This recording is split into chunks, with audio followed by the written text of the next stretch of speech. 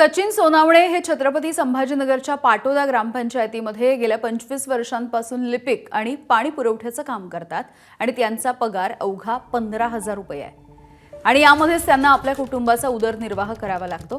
पण गेल्या 5 महिन्यांपासून हा 15,000चा पगार देखील बंद आहे। त्यामुळे जगायचं तरी कसं असा प्रश्न त्यांच्या समोर आहे।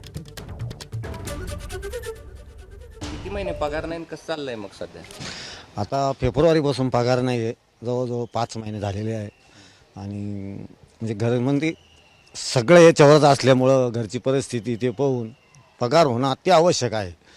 पगार नसल्यामुळं घरचं खर्चाचा त्याचा सगळा परिणाम वाढत चाललेला आहे।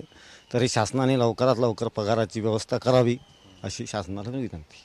मग कसं चालतं घर कसं चालतं? घरी आता असंच उसनवारी करून ते शेजाऱ्या पाजाऱ्याकडून पैसे नसल्यामुळं काय काम करता? मी ग्रामपंचायत कर्मचारी आहे, ऑपरेटर आपलं लिपिक आहे।